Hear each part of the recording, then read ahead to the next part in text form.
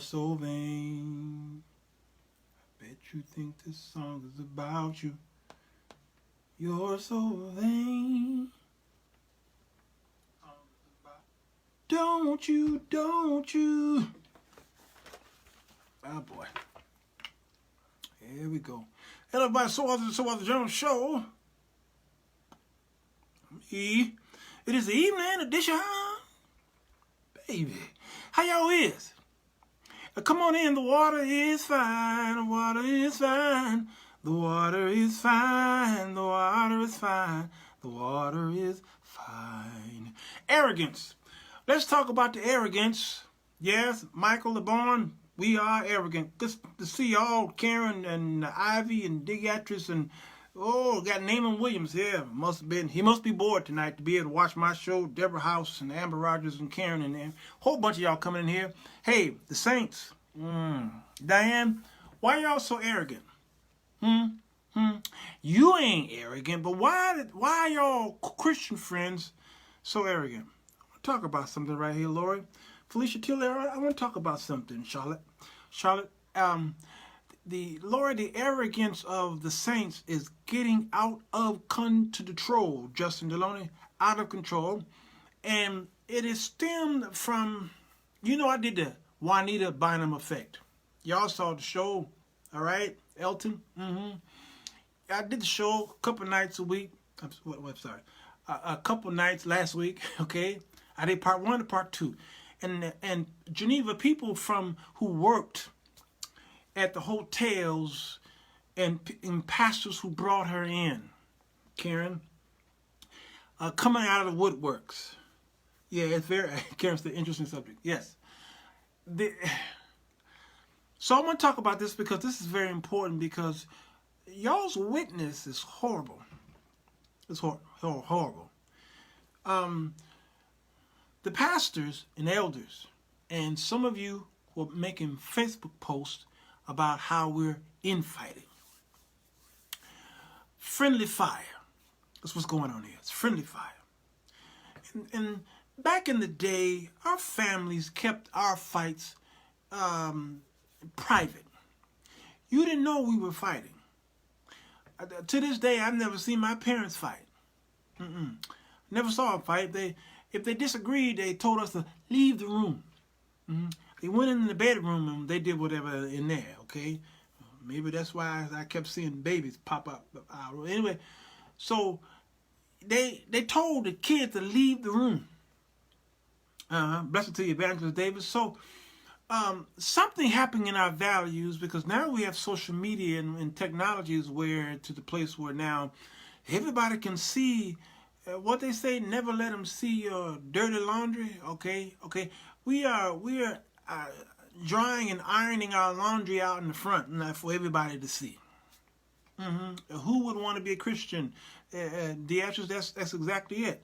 So I'm looking at, I think what happened was this Juanita Bynum story caused a lot of people to come out of the woodwork and say, hey, she just one of the many thousands who we have experienced, or y'all are horrible people. And so what are we doing for the witness to God? So I'm doing this show because I've been noticing lately that people have been posting and saying they're tired of hearing about the dirt of the church. They're tired of seeing Facebook posts about what the church is not doing. They're not doing. We're always trying to correct the church. And nobody wants to get along. No one wants to, and I get that. Yeah, we have more problems than we do solutions. We are out of control more than we are peaceful with each other. All right? Yeah, terrible witnesses, Deborah. All right? So I want to talk about this. Some of you in bed right now. For those of you on YouTube, you go ahead, boop, boop, hit the subscribe button. Thumbs up. Y'all are good with them thumbs up. There's some thumb down demons that pop up on. Yeah, they got a thumbs down demon. But I want to bring up Kisha in Laundry. Y'all know who Kisha in Laundry is? All right. Kisha in Laundry did a show on Juanita Bynum. She called it Juanita Bynum Stays at the Hotel I Work. She did a part 1 yesterday, day before yesterday. Kisha had, at that time when she did that show, she had only 100 plus subscribers on her YouTube channel. All right, and she talked about how she hated when Juanita would show up to the hotel. She was just mean and arrogant and ornery, and her assistant was just as worse. All right, Kisha kind of had a potty mouth. All right, you got to look past that. But hey, if you're listening to King Jives, what Kisha doing is romper room. Okay, and she talks about her experience. With Juanita and some of you Christians, all right? She got beat up for that, and so she did a part 2 today. I'm going to play just a minute of what she said about you out there who are believers. She talked about her experiences with you as Christians who check into her hotels. Right? She don't own a hotel. She worked there, but she work at high-end hotels. They're probably 4 or 5 star hotels. You understand what I'm saying? Okay. Let me play this for those of you who had not seen it, and let's make some commentary on it. Let's see. Y'all church folk, when y'all travel, y'all do this to us. Y'all get to the desk and y'all want to pay with 4 different credit cards. How come y'all can't establish that in the car?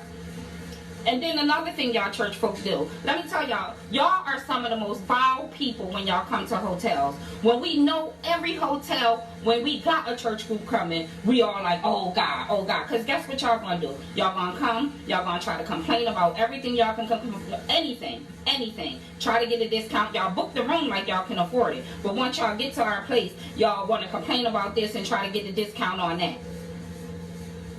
That's what y'all do. And then when it's time to pay, y'all want to split it up between 4 people. Can we use 4 different credit cards? Well, why couldn't y'all all just give this person the money so they could just put it on one credit card? I'm gonna give y'all another helpful tip for my people. This is for my people. Stop getting people to book y'all rooms and then y'all come to the desk to get a key and we tell y'all can't get a key because y'all not listed on the room. If you're doing something so bad in your life that you don't have a driver's license or a credit card, don't come to this hotel. Don't come stay at a nice hotel. Go down where they won't even require ID, just your money. Because the hotels I worked at, they are high-end hotels, okay? I got a lot of stories I could tell. Subscribe to my channel. Because if God see fit for me to, y'all like you saying it at work, I don't even work at the same place. I got out of that rat race. I got out of it. I mean, come on. I've hosted Disney, the Disney on Ice. Come on, and then. All right. Since this time, she had 100 and some subscribers. She now have 796 subscribers. You know what I'm saying? By tomorrow, she'll have 1,000 subscribers. Why? Well, it's obvious why. I started off like she did. All right? I'm praying she won't lose her job because, you know, she is maybe stepping over the boundaries of some of the protocol. The editor says, speak, little lady. So I pray for her. But if you're going to go on YouTube and talk about anybody in ministry, you will get snatched, meaning you will get attacked, that is, all right? Ask me how I know. All right? The reason why her subscribe list went up 7-fold, okay? If you saw her videos prior to her Juanita Bynum, she was, Beatrice, I think I was talking to you, what was she averaging? Who was I talking to? I was talking to somebody. She was only averaging a couple dozen views on her shows. Whenever she's again, Kisha In Laundry, until she started talking about Juanita Bynum. All right? I remember when I first started on YouTube, I started, you know, with 1, 2, 3 subscribers, and I just was talking about whatever. Bible study, I was walking the street, just simple stuff, and people were not interested in me. Yeah, me, Sirwalterj, they wasn't interested. It's just another guy on YouTube. until 2000. Yeah, the actress, she was averaging 35, 40 views. All right, this one right here is now at 6,000 views. And part one, I'm sure have much. Well, it does. Part one is in the double digits. All right, you went from 35 views to thousands, like that. So in 2000, those were my numbers. My numbers were small like that. If I can get 150 views, I was lucky. Lucky. All right. And I had 100 maybe subscribers. And I remember in 2007 when the Earl Carter preached in Memphis, in St. Louis, at the Church of God in Christ convention, and he talked about gays. And then, of course, the bishop during the altar call passed the mic to a man who we will never ever forget. That was the moment that was felt around the world. Mr. Caldwell says, "I'm not gay no more. I like women's," and it went around the world. It was on all the Tonight shows and all of the comedy shows, all right? And then I decided to put on my clergy collar. In fact, I put on my clergy collar. Let's see if I can find it. I call it Kojic Elder speaks about the Holy Convocation, or something like that. And mine should pop up, right? And I did that show. All right, where is it? So many folk have come forth since that time. Let me just put my name in here, Sirwalterj Jones. Yeah, here's mine. It was 4 years ago, okay? And at that time, I was averaging, like I said, in the mirror, what do you even? I was averaging, less than 100 views. And then I did this video here. She loves me. Our church is from a rich and firm foundation. All right, and once I did that show, my subscribers list went from, at that time, I think I might have had maybe 200 people at that time. It went from 200 to several hundred, in like that. At the time of this recording, is 47,000 views, which is still small, okay, compared to, and I'll show you in a minute. So my numbers went up. Why? I wasn't doing Bible study, okay? And then I did the Andrea Johnson. What's her name? Is it Johnson? Andrea Johnson show. I talked about her mental state. Okay? And I did that 3 years ago, 2015. Okay? Let me show you here.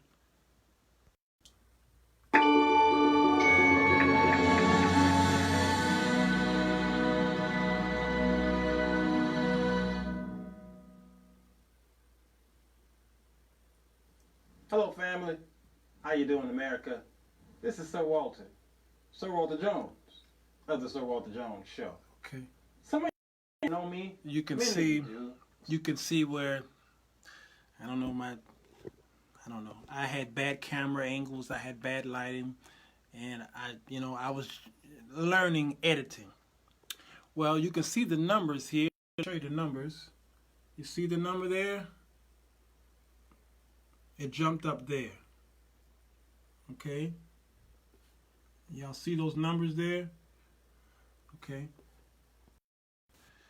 That show got 347,000 hits. Okay? Why? I was talking about Leandria Johnson. Almost 600 people hated the show, of course, but 2,200 people agreed with me and they enjoyed the show.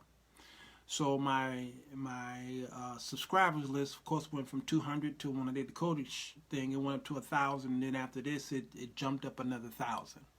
Okay, and then they began to follow me because they assumed that that was the climate of my show, was to do controversial shows about people, and I did do a few. I wound up doing one on Earl Carter. My numbers jumped up, and then I did one, of course, on the singer Kim Burrell when she talked about the gays. Then I did one on Dorinda Clark. Okay, I did one even on Dr. Matthew Stevens here in Chicago. I mean, and you know, I just did a few, but the way I did them was not beating them up. I did one on, who was the singer? Vicky Yohe, I think it was. All right. Of course, I did a couple on Trump, and then my numbers kept going up and up. Why? It wasn't Bible study. It wasn't Febreze. All right. I wasn't teaching you the Word of God. Okay. It was something that was tantalizing, that was mouth-watering, and that's when numbers go up. So this young lady, Kisha, her numbers will climb and climb and climb if she stay on that vein. And if she stay on that vein, she'll become another popular person like a Larry Reed or whomever. All right. Earl Carter started the same way. Earl Carter, when he preached at the Church of God in Christ, to this day, if he had done anything, if he had not did an expose afterwards, none of you would know who Earl Carter was.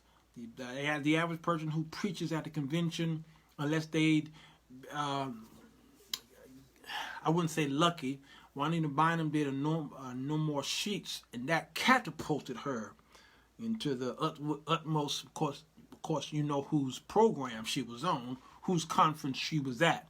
If she had done No More Sheets here locally in Chicago at a no name, we probably would have never knew who she was. All right, so she was at the right place at the right time, and it was good timing for her.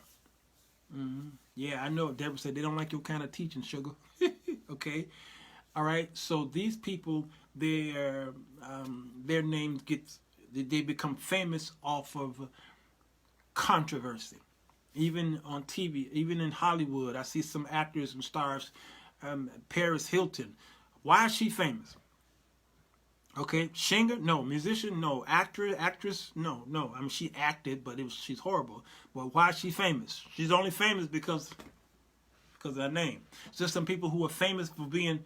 Look at the Kardashians. Why are they famous? Okay, what talent do they really have? They famous for being famous. All right. So there's some people who are who position themselves at the right time, at the right place, what have you, and the stars line up, and then bam, they go viral. I ain't mad at them. All right. I don't pay for a lot of, I don't pay for any of subscribers. I don't believe in paying for people to come over. I do Facebook ads, YouTube ads for people to see a commercial that I do, but I don't pay for subscribers. I think that's unethical. Maybe I'll do no more quilts or blankets. Leslie, hey, I'm telling your husband. Okay. All right. So what's the point here? The reason why that stuff is popular is because of arrogance. Arrogance sell. Notice what she said, Kisha. She says, we hate it when the church people come to check in. I know restaurants who hate when saints show up. When they see the church bus pull up in the parking lot to a restaurant, they know that they're getting ready to be cussed out. They know that they will not get a tip. They won't. If they get a tip, it'll be $2, and it'll be 15 people at that table. They know it. They know that you people are going to be trying to figure out how to collect this bill. You know, that's just the way they think we are. In many cases, they are correct. Y'all have an arrogant spirit. It is nasty. It is deplorable. And the world laughs at us when we try to win them over to sanctification, to holiness, to Christianity. We try to win them over. And they say, why would I want to be a part of that? Y'all are the most arrogant, nastiest people we know. And there's nothing new under the sun. This happened. This goes back hundreds of years, thousands actually, because the first century church. I even look at the disciples. Disciples themselves were arrogant. The disciples and the apostles during Jesus' time were bigots. They were They were really xenophobe. They were xenophobe. It goes even farther back than that. It goes all the way back to the children of Israel. God had to rebuke them for not welcoming strangers. Y'all forgive me for leaking. I got a eye issue. All right, and look at Jonah. Jonah was sent to Nineveh, I believe, and he didn't want to bring this message to Nineveh to save them because he didn't like them people because they were not like him, and he wanted to go. He wound up going to Tigris or not Tigris, Joppa or somewhere. All right, and God had to rebuke him for that. Okay, why? Xenophobia, all through the scriptures. That's just the way it is. Okay, and who do we blame for this? And so we come together in our little church houses, and we have cliques within cliques. We're like a country club, and it's us two and no more.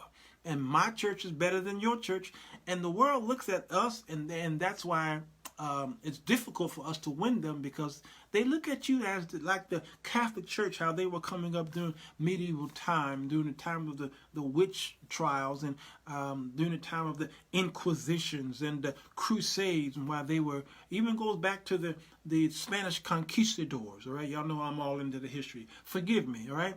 And they were killing people. They were beheading people and burning them at the stake because they wouldn't convert over to Catholicism. Y'all gonna have me doing it at Peter number 12. I want that stigma attached to me. I know. It's a shame. That is where we are looked to from the world's point of view. You can't tell a Jew to come to Jesus, because Jesus to them means persecution and death and beheadings, okay, and burnings, because that's what they tried to do. They tried to convert the Jews over to Christianity, and they wound up trying to kill them. Even Hitler, if you go into the history of Hitler, you see even the cross there. A lot of that was Christianity, the Aryan nation, the Ku Klux Klan. All right, they were singing in their church houses, "Onward, Christian Soldiers," and "Amazing Grace" and all that stuff in their little schoolhouses. And after church, they would go and find a Negro and capture him and tie him up and take him to a tree, and he becomes strange fruit. And it'd be hundreds of those white folks who just come out of church, and they're having a parade, all right, a gathering, a circus to burn a black man or woman. Why? Just because. That's just what you did in the South, and then you went back to your church and sang about God and Jesus and all these things. So when the world hears about Jesus Christ, they reminded of burnings and abortion clinic bombings, okay, and trying to harm and kill homosexuals, all kind of stuff. When opportunity meets preparation, timing is everything. She was prepared with the tea, and now she's ready to cash in at the church's expense. Our witness suffers, and that's why. Notice yesterday I did a post about the what did I call it? The fortune of failure. The fortune of failure. I told you that my former co-host Alvin Carter coined that phrase, and I'm going to release that video soon.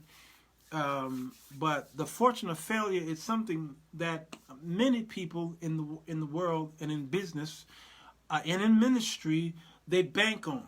They bank on, especially you young ladies. You not just young, but ladies in general. Notice how the church is laid out. And a lot of times, the aesthetic of the church has everything to do with the woman. Okay, that Cat Williams guy who cusses a lot in his stand-up comedies. But one time I was watching one, and you have to watch it like this. And y'all probably like, why are you watching it? Well, I was trying to get some information. Okay, judge me. And he was talking about an episode. But one of his bits, he was talking about hoes. He called them hoes. I never could understand that. Hoes and bees. And he talked about his house and what's in his house.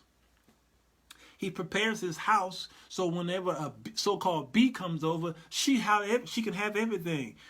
She can her hair products, perfume, and the brush and blankets, whatever she wants. Her favorite drink is in the refrigerator because he wants his so-called hoes to be comfortable, right?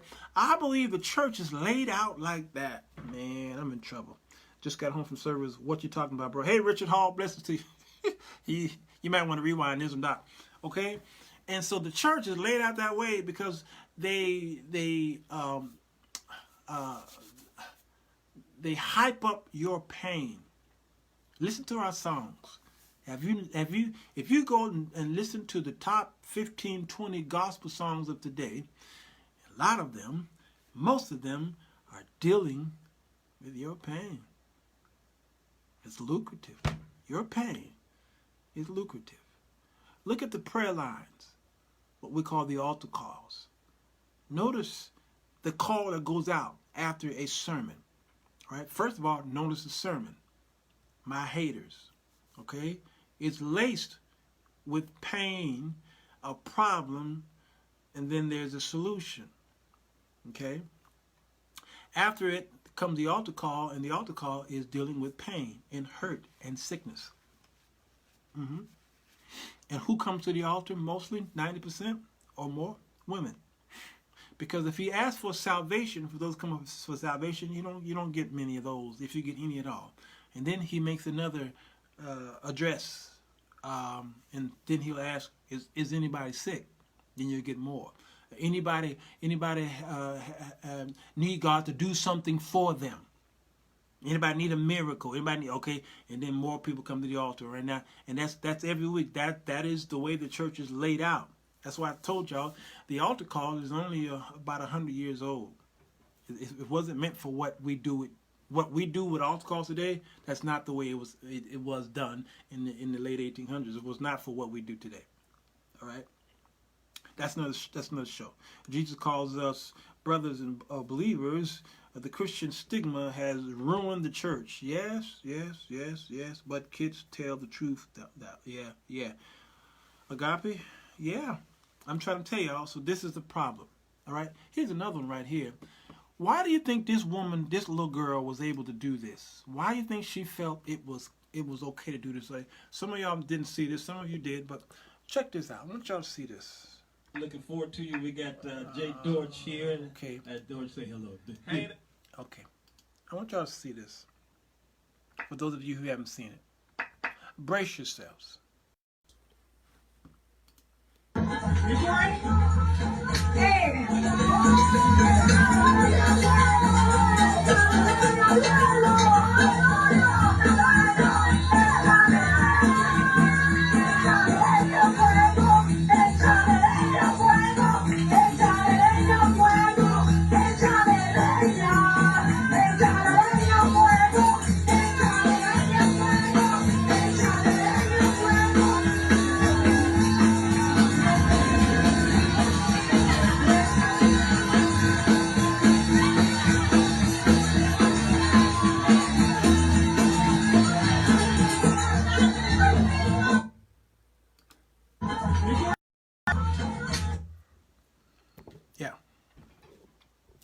Question to you. Why do you think that girl felt free to do that at that church? Huh? They think they're the bee's knees because they are saved and self-righteous. They figure they have a corner market on God. Yeah, that's true. That's true, Melissa Green. Why do you think that girl felt free to walk in that church and disrupt it and twerk on the altar, so-called altar? All right. Why do you think she was able to do that? Can y'all put that in the comments? Why do you think that little street girl was able to do that? Why she felt like there was no danger in it whatsoever, no disrespect whatsoever? Okay. There's a couple of reasons why. I'd love to hear what y'all have to say about it. A bunch of broken people, yes. All right. Because I see, of course, the obvious problem was her. Yes, Dre Doke, yeah, new generation, yeah. The obvious problem, of course, was her. But I see some problems with the church itself. And not just that church, because she could have walked in many churches in that territory and the same thing would have happened. Same thing. All right? Opposed to the old church. Okay, opposed to the old church that I come up under, where there were a lot of men in that church, that right there would have got stopped as soon as I don't even know if she would have made it to the altar. All right? No one in the church would stop her. Yep. Yep. Victoria, no one would stop her. Beatrice, no respect for God or man. Yep. Dre Doke, no respect for the church because the church is not respectable. Oh, he onto something. Felicia says most think church folks are doing the same thing. Felicia, Richard Hall says no fear of God, much less the people of God. Richard Hall, there it is. Deborah, she's been there before and she knows there wasn't going to do nothing. But look at her, Deborah House, you might be onto something. No power in the building. Du Bois, yeah, see, y'all are all on it. Number one, let's look at the girl. She was raised that way. Probably raised that way. All right? Bad parenting. Or, even if the parenting was not that bad, she went out in the street and rebelled against the parenting, and she became a part of the mob action.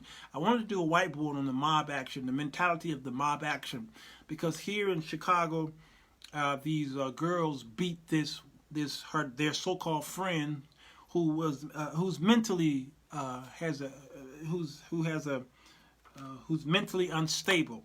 Their friend, and y'all saw the video of them, all these girls beating her, just beating her, until she had to, they found her on the street and they had to take her to the hospital, right? Why did all those girls feel that it was comfortable for them to just one by one, just pulverize this defenseless girl? Why did they feel free to do this? Because there's a mentality, there's a mob mentality that's common among the millennials, and it's common among many of you out there too. You don't even realize it. You may not understand that there's a mental state that happens to you psychologically, even when you're driving and someone cuts you off or put up that middle finger that I dare not show you, okay? That is road rage, and they are now classifying road rage as a dysfunction, even though it's a temporary snaptitude. I don't know if they put it in the DSM. Well, where are we now? DSM 5 now, 6? I can't catch up. That's above my pay grade. I'm not in that world, but I play a doctor on TV. Okay, all right. So there's a mentality that happens when we are with people and we're trying to play that truth or dare thing. Okay, we're trying to please each other. All right, so we do daring things. That's how James in the scriptures lost his life, because he was beheaded, I believe it was. I think it was James. The king, who was that? That killed him. And then the Bible says it pleased the people that he did this. So he said, well, let me get Peter too. Okay, and they wound up throwing him in the dungeon because they were going to kill him the next day. Why? Because it pleased the people that this king, this was it Herod, killed James.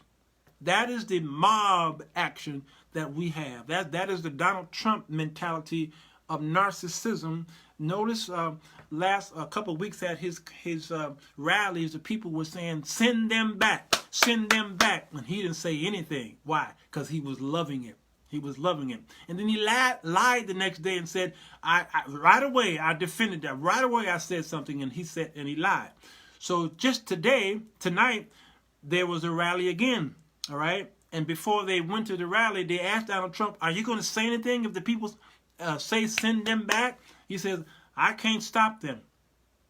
I can't stop them. We have conformed too much with the world, and obviously she has seen some messy stuff going on. Oh, absolutely. These churches better get prepared for this. Yes, these new kind of people are going to be doing this more and more. Yes, they are. Yes.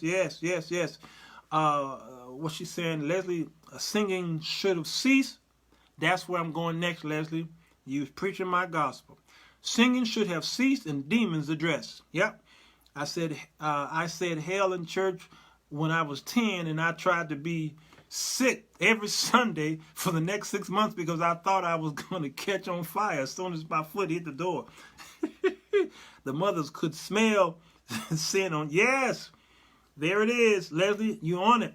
Richard Hall says, this reminds me of when a girl band similarly desecrated a Russian Orthodox church service a few years back.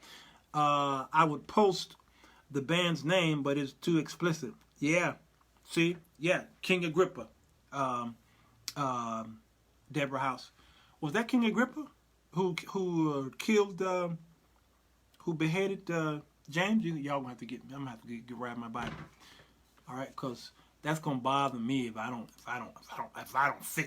the preacher don't fix the story. Okay. Let's see.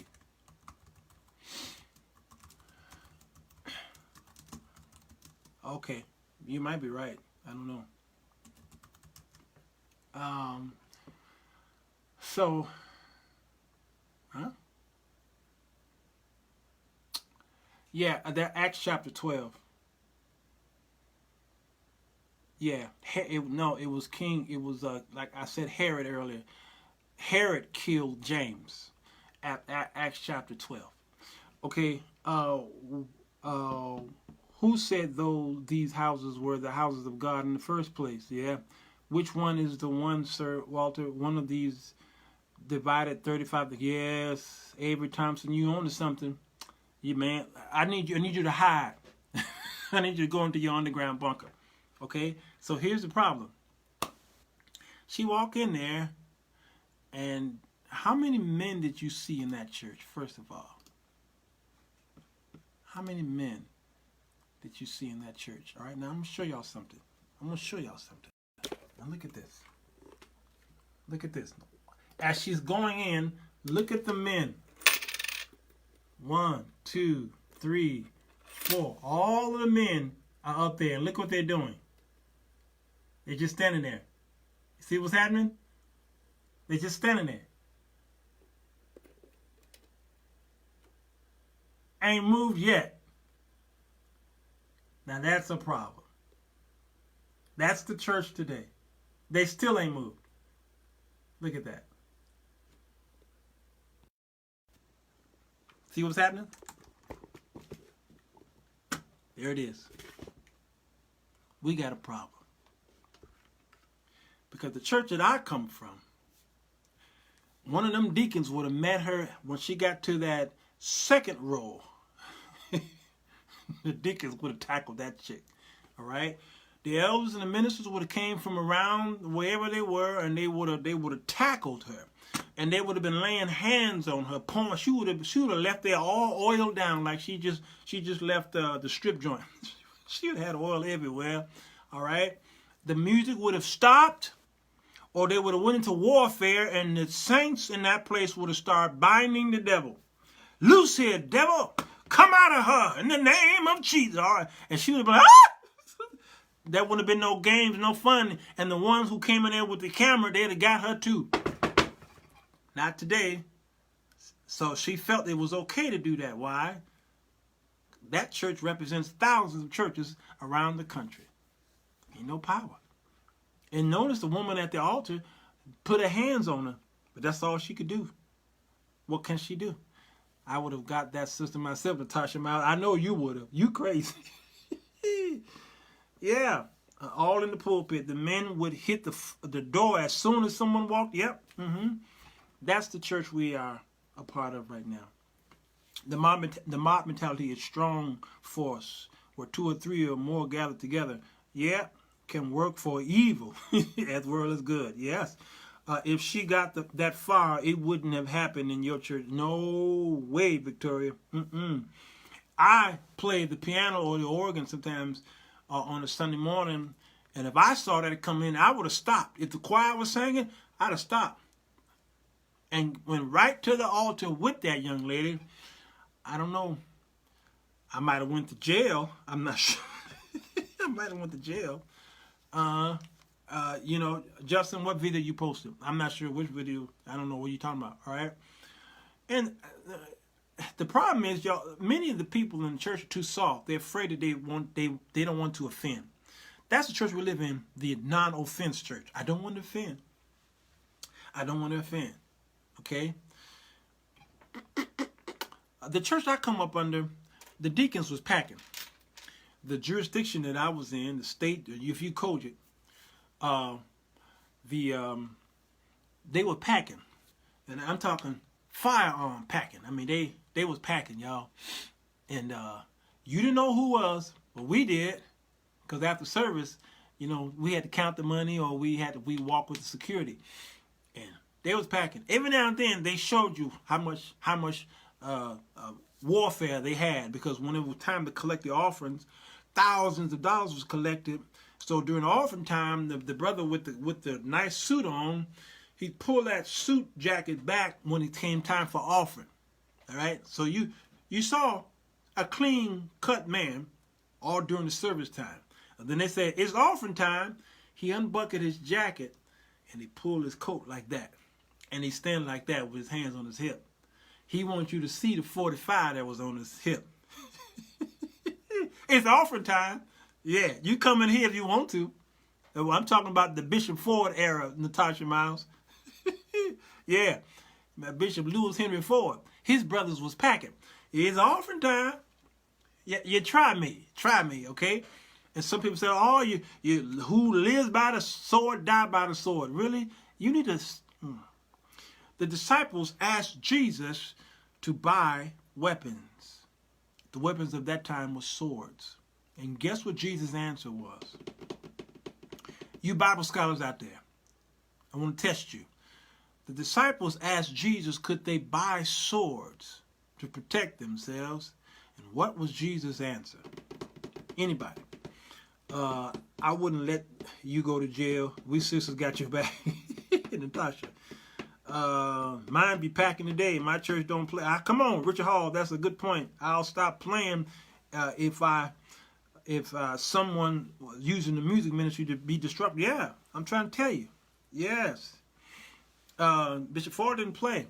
All right. Since y'all are not giving me the answer, Jesus told them to buy the swords. Yes. And but then here's the thing. He had to treat them like some of y'all. We give you an inch and you take a mile. So you tell a man to buy a gun, he buys an arsenal. So Jesus says, okay, you've bought enough. That's enough. You got enough? So how many swords can you, how many? Because if that wasn't the case, how did Peter cut the ear off of the man who came to arrest Jesus? Did he do it with his hand? Did he bite his ear off like the boxer, Mike Tyson? No, he cut his ear off. It was a clean cut. Well, how did he do it? Apparently, they had weapons. So I ain't against that. Not carrying weapons in church. Are you crazy? That boy went there and killed those 9 people in where is that? South Carolina. Please. Get you some weapons. Get you some guns and make sure you got enough bullets. If somebody come in there and try to threaten anybody in there, you make sure you hit the vital part of the organ. Go straight to the heart. Don't just wound them. Kill them. That don't sound like a Christian, does it? Yeah, okay. All right then. Because I believe in corporal punishment. I believe in the death penalty. Yes, I do it. And God did not change his mind. Genesis chapter 9. He says, a person who takes a man's life, you have a right to take his life. Why? Because this man was made in my image. I made this man in my image. You didn't create man, I did. Who gave you the right to take his life? So because you decide to take the right from this man to live, then man must kill you. Why you think he put that mark on Cain and sent him out? Says everywhere he go, people are going to want to kill him. Yeah, that church should have had a Peter at the door. Yes, agape. Most churches have security that are armed. Teresa, they do. I keep mine on me. Conceal and carry. Come on, Justin. Come on. Yeah, hit an artery. Leslie said, let him bleed. I mean, if you're that bold to walk into an establishment and you just think of folk to lift their hands and pray, it's bad enough ain't no power in there. So, my peace I give to you. My peace I leave with you. And the peace that passes all understanding. You understand? Peace. Be still. You understand what I mean? That's the way it's going to be, because ain't no power in that church. But this is all power is in my hands. All power is in my hands. I thought Jesus said that. Yeah, Jesus said that. He did. But right now, all power is in my left hand. Unless you shoot with your right. You can come in here if you want to. But you going out in a body bag. I'll pray over your dead body. I pray that God had some kind of grace and mercy over your soul, the soul that I took. Yeah, see, anyway, I can't go no further with that. The all-inclusive love and accept everybody, come as you are, watered down doctrine has handed us this mess, and it's repulsive because the enemy at the gate is now in the pulpit. This church on video didn't stand a chance because they didn't understand the art of war. They didn't, Amber Rogers. They had no idea. And so y'all are not being trained in warfare. You're not being trained in the trenches. You need to study the theology of boot camp. Know who your enemy is, but y'all are caught up in the rituals of your churches and prosperity gospel and word of faith and all these things, okay? And you get caught up in that, and you walked away from the foundation of why you're even here, all right? And you have the power to tread out and cast out devils. Jesus told the disciples as he was leaving, here are the things that you can do. I have given you power to do these things. All right? Giving you power. And then he sent the Holy Ghost in Acts chapter 2 to do even more. Well, what happened to all that we read in the Bible, but we don't exemplify or show in church? We are powerless in our churches. And that's why the neighborhoods where the churches are the worst. How could you have that many churches in a 1 mile stretch on one street like Chicago Avenue here in Chicago, or State Street here in Chicago, Michigan Avenue here in Chicago, where crime is on every other corner, all right? And all these churches up and down that street, and there's crime everywhere. Why? There's no power. There's no power. Some of these churches need to be called Ichabod. What does Ichabod mean, y'all? Y'all need to change your name to Ichabod or Lodibod. One of those two would be just fine. Just fine. Her clothes would have got her attacked with some sheets. Keith Nelson, showing up. Too many people sleeping with the enemy. Ooh, Deborah House. Yeah, because if she went in there and just sat down, calm and cool and collected, what have you, after service, one of the deacons was going to get her phone number because he was coming over tonight. You understand what I'm saying? Weak. We're weak. Devils are bold and they don't care about your religion. Agape, there it is. The actor says, he said, we would do even greater works, even greater. And I believe that greater works is being done somewhere around the world. Oh, but America is weak among our Christians because it's the territory, Jesus of, what was that, Nazareth or wherever he was. He couldn't do much. He couldn't do many miracles. After a while, he couldn't. The Bible says his hands was just closed because he's in the temple and he's preaching the gospel out of Isaiah, 61. The Spirit of the Lord is within me, and He has given me the power, the Spirit to preach to the poor, and all these things. Okay, he was quoting from Isaiah, and he closed the books and he began to read their minds, and he says, physician, heal thyself. That's what y'all saying to me. after they began to go back and forth with him, he left there, and the Bible says that he couldn't do but 1 or 2 miracles here and there. Other than that, he couldn't, because there was a faithless generation. And that's America, I believe. We don't see the power of God working among the saints in America because we are a faithless generation. We are without faith, I believe. We have walked away from the foundation of faith. The disciples couldn't heal the man who was overtaken by a demon. How was that possible? He was overtaken by a demon, and they asked Jesus, why couldn't we do this? Because Jesus had to do the work for them. He like, give me this thing. All right. He cast him out, and they asked, and he says, how long am I going to be here with you? And they asked, why couldn't we do? He says, this one comes out by fasting and praying. Now, what was he talking about? Which this was he talking about? And there's a fight among the scholars on what he's talking about, because when you read one or the other gospel that talk about it, I think there's only maybe 2 gospels that really talk about that. What he says leading up to that, this will come out by fasting and praying. What he says leading up to it makes men wonder, what did he really mean? Man, I don't know if I need to deal with that. I want to deal with it so bad. I want to deal with it because there is a teaching that this was not necessarily the devil that was in the man, but this was the faith, because he called them a faithless generation. I'm gonna have to tackle this on the board, y'all. I'm gonna have to tackle that on the board. If y'all would let me tackle that on the whiteboard, because that needs to be talked about. Okay. So what you're saying here, the mercy seat was taken out of the house of Yah. Agape, you preaching on my show? Yes, the spirit of God, is gone.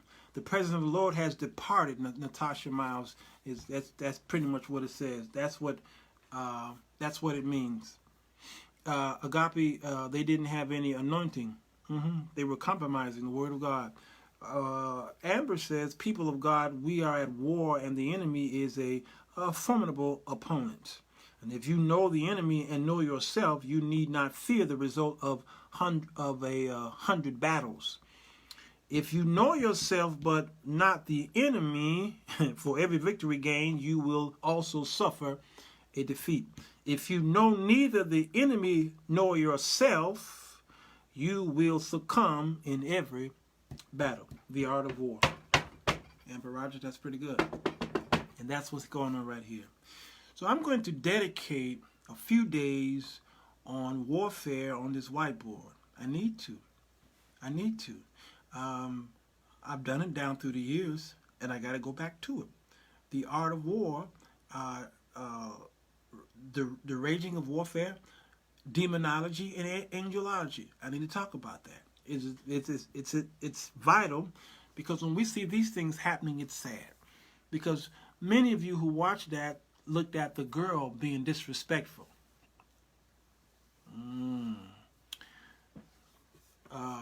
Harriet Tubman, is that her name? Who freed how many slaves? About 300? About 300? She carried a rifle. And legend says that she didn't carry the rifle to defend against the slave master. Who did she carry the rifle for? Y'all know who she carried the rifle for? And that's what I'm seeing here, is that we're focusing on the girl. We're focusing on the people, or the free radical that's trying to come in the body. But what's the old saying? An ounce of prevention is worth more than a pound of cure. Preventive measures. Amber Rogers, you got it. She carried that rifle not for the slave master. She carried that rifle for the slave. She had the right motive. You understand? The right motive. So in order to not cause free radicals from the outside of the body to come in and have havoc on the body, what you got to do? You got to do one, two things, or both. You have to protect your gates, of course. Your nose gate, eye gates, ear gates, mouth gates. Well, you got to be careful what goes inside the body. All right. But number two, you have to prepare the body so when a free radical come in, it can't stay. Why? Because it's called the immune system. Oh, I got to do that. I'm scared to do a show on science versus the Bible. And I want to talk about deoxyribonucleic acid, that DNA. Ooh, Lord have mercy. I can't wait to get to that show. But there's a workout. There is a total body workout, meaning what you eat, what you drink, what you put in your body, and then the physical workout that causes that when a free radical comes inside your system, if it even makes it in there, it's like, hey, we got to get out of here. It's like Raid, the Raid commercials. Raid! You're like, what is this? The Roach Motels. Because your body is so strong that the red and white blood cells are those cells that those leaf cells that carry that bad oxygen out, okay? They're so strong. All right, you don't get sick. There's some people who they never get sick ever, not even a common cold. They're just always healthy. All right, and they have a strong tolerance for pain. Okay, now that strong tolerance for pain, you know, there's good and bad to that as well. Because pain is good. Some pain is good, like stress. Some stress is good. Jesus said it is good that he suffered, all right? So without the pain, then your body or your mind won't know that there's something wrong with your body. And that's why when you shiver like that and you get those goosebumps, that is a way to warm your body up, okay? If you start snotting at the mouth, that is a warning signal, okay? When you sigh uncontrollably, that means you're not getting oxygen. So if a mosquito bites you, you feel the pain, all right? And it puts this agent in you so that you won't bleed to death. It clops you up so that you, okay? I mean, all these things that the mosquito have is little things that it has, and but God also put this in your body. So pain is important so that you know that there's a problem somewhere in your body. You understand what I'm saying? You may be the most healthy person, or you may get sick and you might get delivered at your so-called delivered at church, and the saints proclaim you healed because they prayed for you for some ailment. And I've seen coming up, my uncle would say, all right, now go to the doctor tomorrow. But Pastor, I went up here for this ailment, and y'all, the saints prayed for me, and I'm healed. I don't have this pain anymore. Yeah, still go to the doctor. But Pastor, I don't understand. You don't understand? No. Well, because the great witness is not just you testifying that you have no pain anymore, but the world can witness for you. The doctor, who is bona fide, can be the even stronger witness for you being delivered by God. Like, I didn't even think about that. Yes. You remember when Jesus healed the lepers? He didn't proclaim them healed and then he moved on. He told them to go and show themselves to the priests. Remember the show I did the other day? I talked about, here, it's still up here. I talked about there are 3 people in a society that ran that town. It was the priest, the mayor, and the doctor. All right? The priest, the mayor, and the teacher, which was the doctor. They both played 2 roles, all right? And sometimes one person played all 3 roles, okay?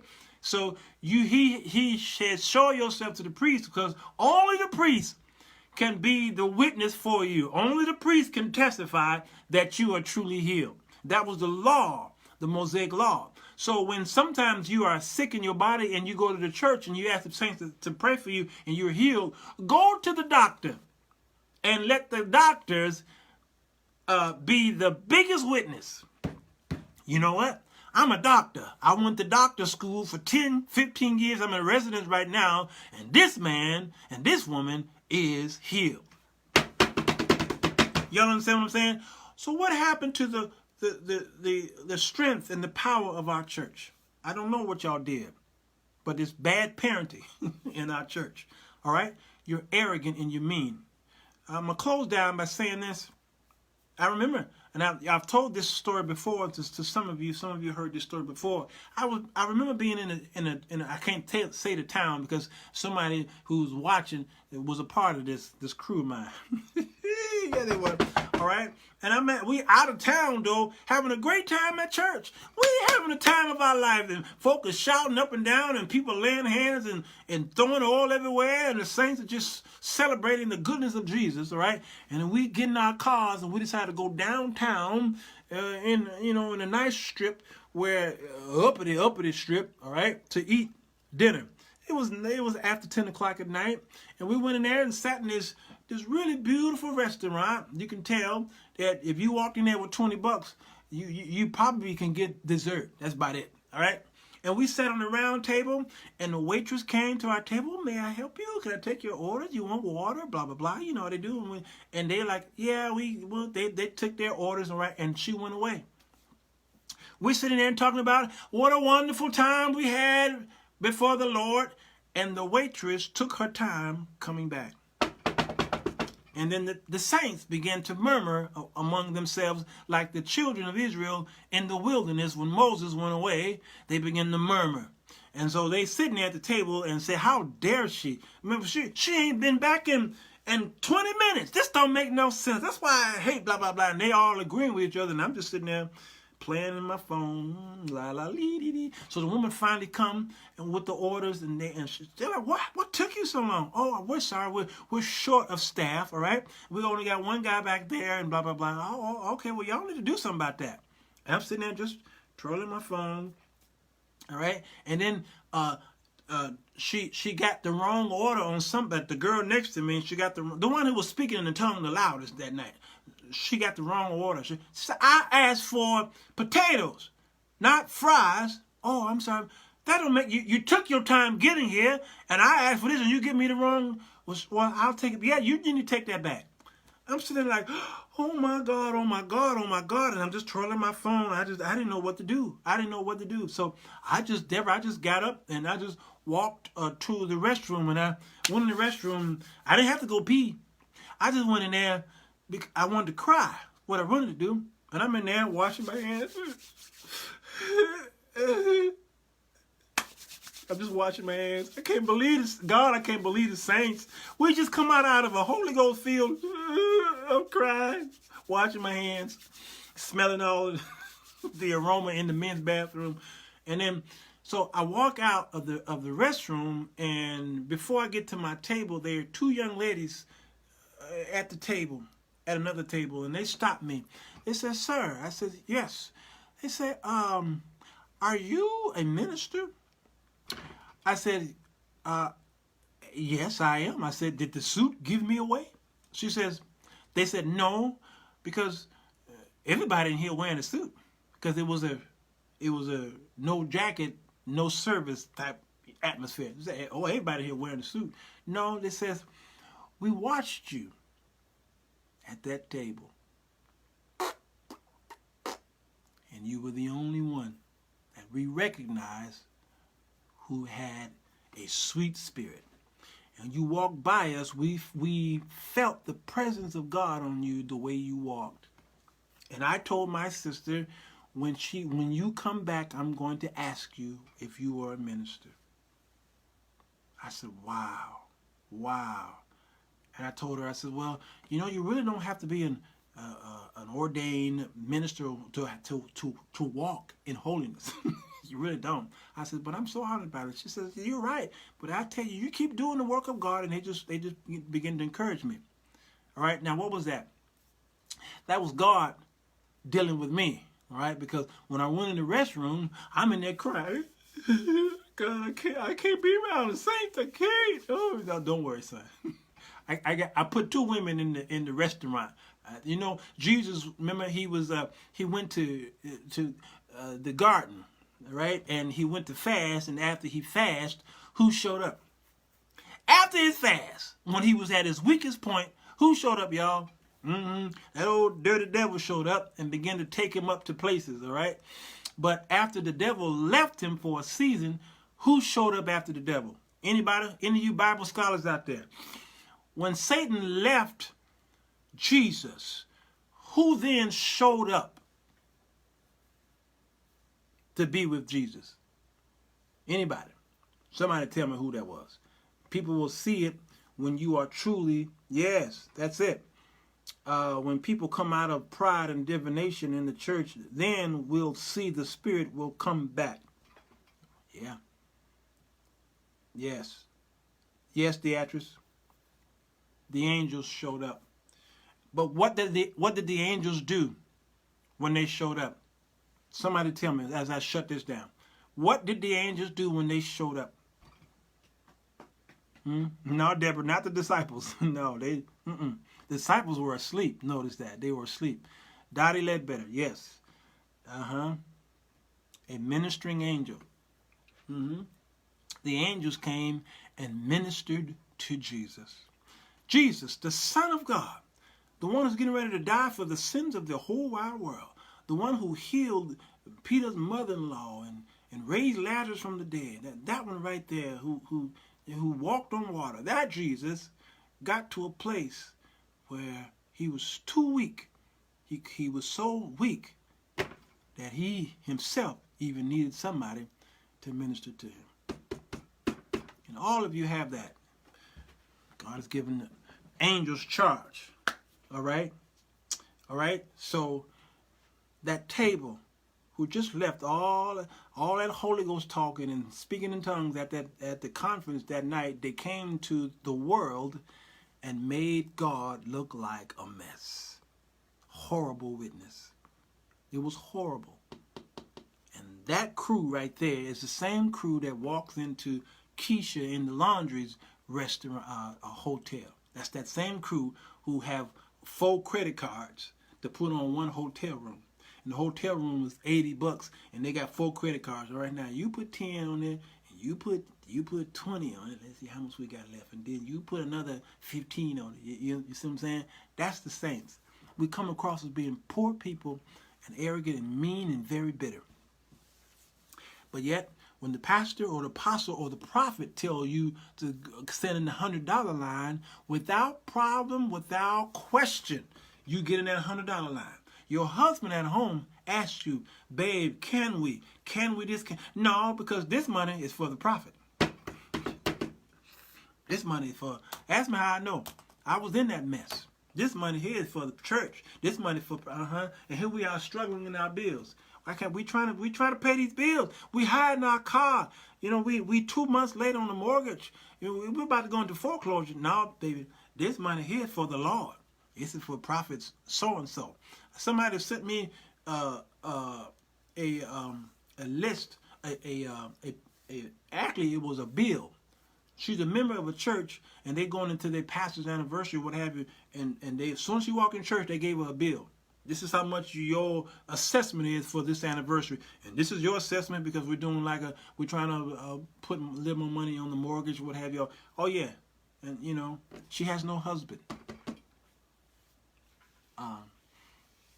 This is what we've done. I want to talk calm because talking about this makes me, because he was fully man and was, yes, as fully God, the human Jesus needed the angels. So when I see your posts, you people who are concerned about us talking negative about the church, I understand. I wouldn't want people always talking about my family negativity. No. We have problems in my family, the Jones problems, that you will never know about. You understand?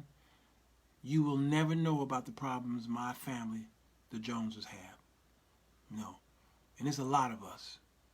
You will never know. Unfortunately, in the household of God, some of y'all are leaking too much information. So now that it's out there, we who are in the business world of media have to deal with it the best way we can because it's already leaked out there, and we have to do damage control. Sometimes we have to get in front of the stories, okay? And I told y'all a couple weeks ago, I'm no way, I don't ever want to be Granddaughter of Robert F. Kennedy dies of an overdose. Oh my God. Oh no, that's Ann Thompson. Robert F. Kennedy. I interviewed the Kennedys on my show last year. He was running for governor here. So Robert is his, Robert would be his uncle. So his granddaughter, that's his cousin. I gotta call one of the Kennedys, y'all. I guess I'll wait. I'll wait, because I'm sure his phone is blowing up right now. Which one is granddaughter? Which one is the granddaughter? I'll figure it out. Gosh.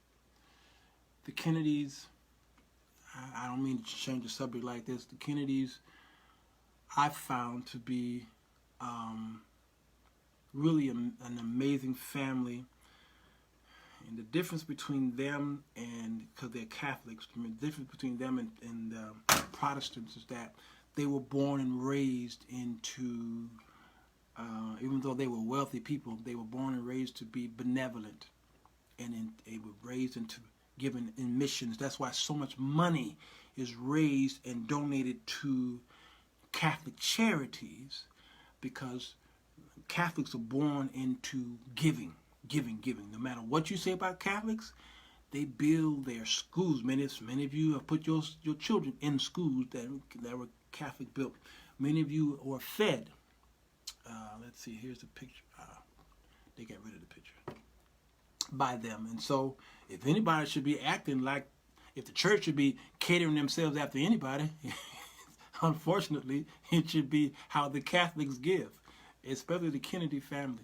I was in tears interviewing this man and how he talked about his beginnings. And then when I went on YouTube and researched even more, amazing history.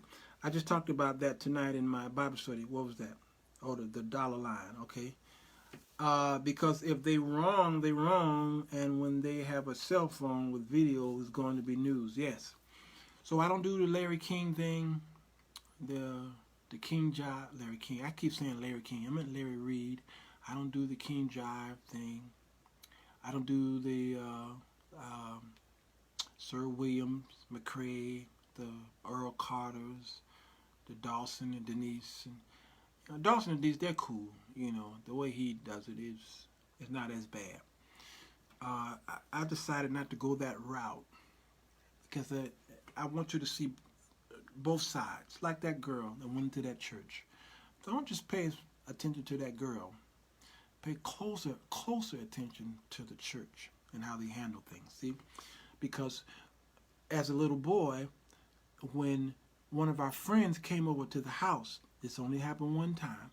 One of our friends came over to the house and he started jumping on the couch. I promise y'all I'm going to end with this one. Our friends came over and jumped on our living room. And I just did that. I preached at our church a couple of weeks about batteries not included. Some assembly required. Y'all saw that teaching that I did at our church. Go to YouTube. It's in this channel. And he jumping on the couch. I ain't jumping on the couch. My brother Rodney and Larry and Michael and Larry and Dwayne, it's so many of us. We ain't jumping. But my friend jumping on our couch. My father comes home and he walks in and sees my friend jumping on our couch.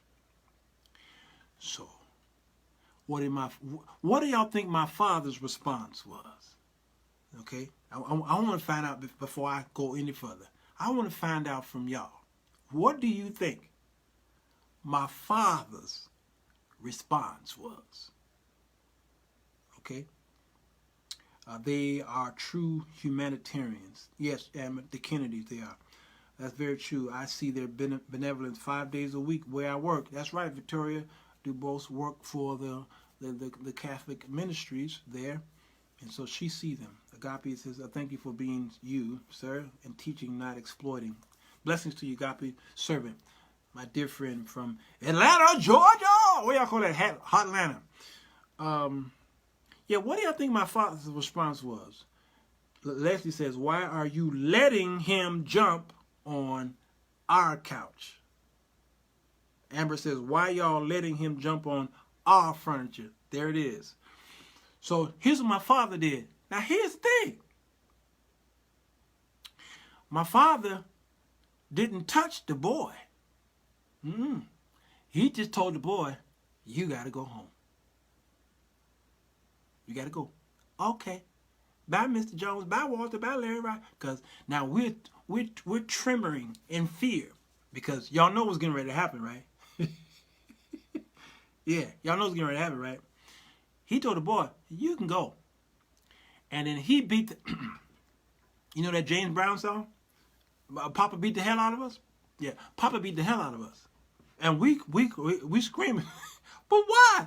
We wasn't jumping on the couch. We wasn't jumping on the couch. And he said something that will stay with me. Well, it did stay with me all my life. And it helped me to raise my own children. And it helped me to do these shows today, what my father said. And it helped me to, chastise y'all. All right? Here's what my father said. My father said, and it's very biblical. He said, that boy didn't know the rules of my house. And you did. All y'all did. He didn't know the rule. At his house, he probably jumped on the couch. There may not be a rule at his house. So he comes into your territory and jumps on your couch. You know the rule and you let him. I can't beat that boy. I must beat you. Yes, that's it. You let him defy the rules in your house, Victoria, and he beat the hell out of us. I might have been, 9, 10 years old at that time. Yes, Papa don't take no mess. And from that moment on, that never happened again in my house, in our house. Why? God gave us the law. God gave the children of Israel the law. He didn't give that law to the world. He didn't give it to the Gentiles. He didn't give it to the Romans or the Sanhedrins. Okay? He gave that rule. There wasn't even no Sanhedrins at the time. He gave it to the children of Israel. So if the world broke that law, there was no law for them to break because it wasn't for them. So God could not punish a person who the law did not apply to. You understand what I'm saying? If I'm driving in my car and I have a passenger and I'm on the phone and my passenger is also on the phone and we get pulled over by the cops is going to give me a ticket. And he's not even going to touch my passenger. But my passenger was on the phone too. Let's see. Let's see what the law says. Was the passenger driving? No, that's crazy, cop. Yeah, we ain't got but one steering wheel. Okay. All right. So your passenger wasn't driving? No. Well, according to this law right here, whoever was driving and with a phone in their hand, I had every right to give you a ticket. The passenger, I don't care what they was doing. Within reason. Yeah. And that's the way the houses ran. And that's the way they showed that church right there where the girl went in there. God would have punished the church for allowing her to defile the temple. Not so much the girl. Yeah, we should know better as children of God. We let the devil in our house of the Lord. Yes. So y'all crying about it's all the gays and took over your church house? Who opened the door and let them in? All right? Now, what do I mean by that? Because somebody going to take that and say, oh, you saying kick out the gays? No. Here's what y'all did. You ignored it. You ignored it. You can't help a person feeling. There are people who from a little bitty thing, they had these feelings for the same sex. All right? And they grew up into that. But what you didn't do, though, you didn't talk about it. Taboo. Don't talk about it. Just let them. And this little boy, he playing the guitar or he the tambourine, and he directing the choir. He's a little feminine, but go ahead. ahead, girl, go ahead. Then he grew up. He began to attract other gays, and then they began to come join the church. Now your church is like a gay bar. Now you're upset. All these gays everywhere. Well, you didn't really have a talk with them and say, listen, I can't help who you feeling attracted to. I can't help that. There's nothing I can do about that. All I only can do is pray and ask God to help to deliver you from this feeling. But he may not decide to help you or help you get delivered from this feeling. But what we can do is try and see what we can do to, there are certain diseases that have no cure, but you can treat it. Beatrice, are you there? She works in the hospital, she know what I mean. We have no cure for this disease, but we can treat it. You understand what I'm saying? So in the church, there are people who have that's what we call it, sin sick. They're sin sick. So we have to maybe continue to treat it. How do we treat it? We treat it with the Word of God.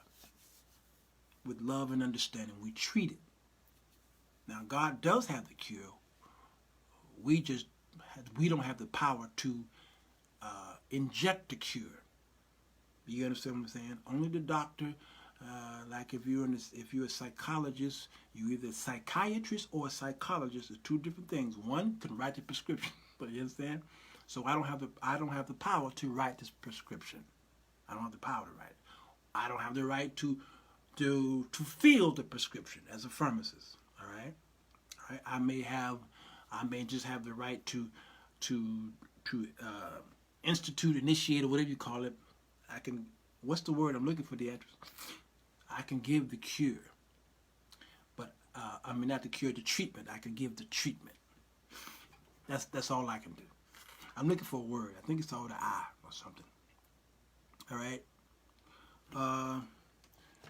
I love history, and I'm not going to tell y'all I'm closing again because if I tell you that, then I would have lied. Because this is a part of my close. There's a Cuban doctor, I think his name was Carlos Finley, during the Yellow Jack. I guess I may have to do this on another show because it was kind of apropos for this subject matter here. I'll do this real quick. I'm sorry, y'all, because it's almost an hour and 30 minutes I've been on the show. I was watching a movie called Jezebel, filmed back in 1938, I think it was, starring Betty Davis and Henry Fonda. Great movie. Henry Fonda's Peter Fonda and Jane Fonda's granddaddy, I believe his name. Jezebel. Those of you who, I don't know if it's on YouTube, free YouTube, or that other thing, but it's really a great movie. I think she won an Oscar for that.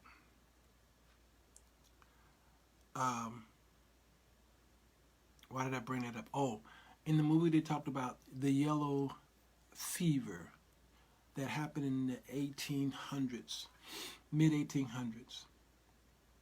And what did they do? And so it caused me to go back and study the yellow, they call it Yellow Jack.